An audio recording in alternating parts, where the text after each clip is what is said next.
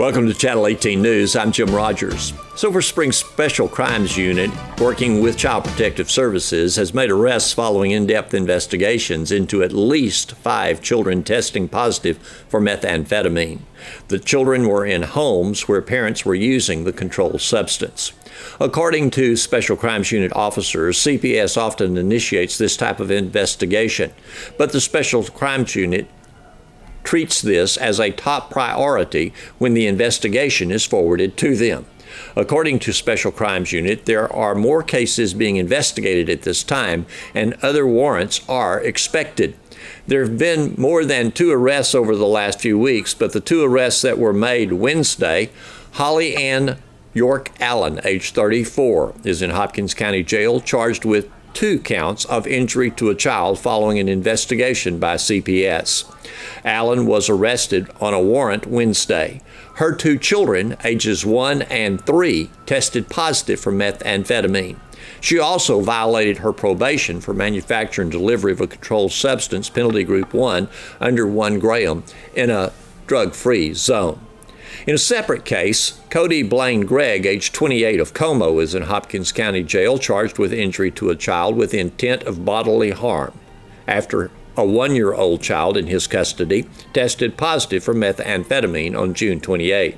After a lengthy investigation by CPS, the case was forwarded to Special Crimes Unit.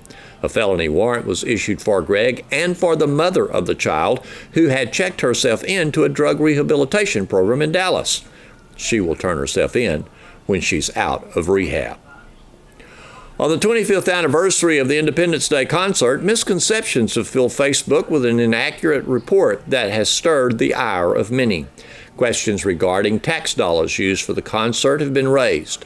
Linda Gallagher, president of the Silver Spring Symphony League, stated that the cost of the concert, approximately $30,000, is funded by sponsors, Alliance Bank and Grocery Supply, and an annual live auction broadcast on KSST Radio, KSSTradio.com, and suddenly Cable Channel 18. No city funds are expended to pay for the concert, according to Gallagher. So we were thrilled with the attendance, and the concert itself just couldn't have been better, and the fireworks were just amazing. Well, the attendance was one of the largest groups of people I've seen on the square in some time. Yes, we thought so too. I haven't heard a count yet, but we all thought that it was the largest crowd we'd ever had. Social media has kind of been picking apart some things regarding the concert, and there's some untruths. As Abraham Lincoln said, you can't believe everything on Facebook. That's true. And I have not personally read the Facebook quotes, but I have heard about them. And could I just explain how the concert works? Sure. And the Symphony League has been around for 25 years. This was the 25th anniversary. And it consists of a volunteer board, and we have underwriting sponsors for the Independence Day concert. Those 2 sponsors are Alliance Bank and Grocery Supply. The Symphony Board, with the help of KSST, once a year has a fundraiser, and that's our annual auction, which is always the Saturday before Thanksgiving. We raise, anywhere from $10,000 to $14,000 at that event, which is, huge for us because we need those funds in order to have the concert. The concert itself cost over $30,000 to put on, with the fireworks, but the city does not fund the fireworks at all, so there's no tax dollars being used for this event. It's something that the Symphony Board loves to do for the community. We think it's an awesome event, but we do pay for it with the help of our underwriters. We have other things that the Symphony does, the children's concert, we bring in the Dallas Opera to the middle school. Those things are funded by donations from people like City National Bank, Sulphur Springs Dodge, Atmos Energy, so we have some help with those as well. But the Independence Day concert, the 2 major underwriters are Alliance Bank and Grocery Supply Company. And then we use our funds to complete the payment. The city staff does set up the stage for you. They do. They help us with that. And of course, there is a police presence there to make it a safe event for everyone. But that's the limit to which the Yes, city... that's the limit. Okay, all right. As we look at this event, obviously this year you had to change the location of the fireworks. We did.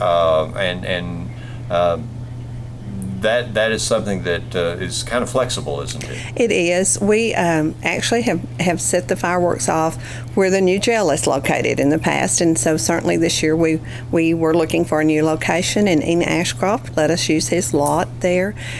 So the fireworks were actually closer to the square. The comments from people that were on the square is that they thought it was the prettiest fireworks show that we'd ever had. Now, in other locations, if you were not on the square, they might not have shown up as well. As it relates to the event, obviously, we broadcast the event live from the square and videotape that for others to see. There's just a lot of community interest in all of this, isn't there? There is. There really is. And we love for people to give suggestions on how to make it a bigger and better event. We actually had a comment from someone that was sitting west of the stage, and they suggested that maybe next year we look into putting a speaker that faces west, which we're going to do. I mean, and we really appreciate the comments that the people in the audience have for us. This is one event that you don't have to just sit in front of the stage to watch the orchestra. No. You can sit anywhere really on the square to see all that's going on. Yes, Joey Baker has just done an amazing job getting the sound system worked out, and it is so much better than it was the first few years that we tried to have the concert. So he's really done a great job helping us. Also, as it relates to, sound is an important thing, sight is an important thing for people, but the orchestra itself, yes. That is an expense that... It is. They get paid. They don't get paid that much, but because we have 70 players, it adds up. And they have travel. They come over here. They're professionals. A lot of people think we just let anyone come in and play, but this is a group of professional musicians, and they do an amazing job. They practice Saturday afternoon, and then they perform, and it's truly amazing what they can do. Right.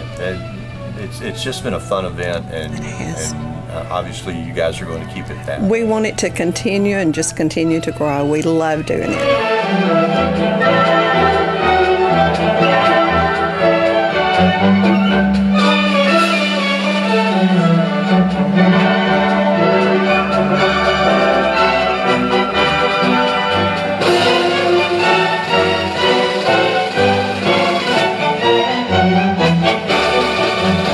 Following the interview, Ms. Gallagher told KSST News that this was indeed one of the largest attended concerts. Merchants around Celebration Plaza told her that a large number of out-of-town visitors had made purchases and dropped into their stores or restaurants prior to the concert. A traffic speed study will be conducted on State Highway 154. It will begin in the next 2 months, according to TxDOT.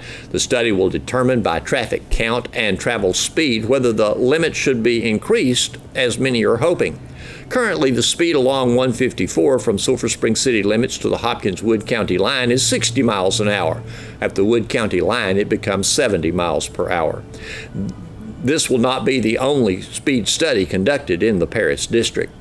Speed limits are established to reflect the reasonable speed of a majority of drivers on a particular roadway. Most drivers naturally select a comfortable speed, not too slow, not too fast, but one that will get them where they want to go safely and without undue delay.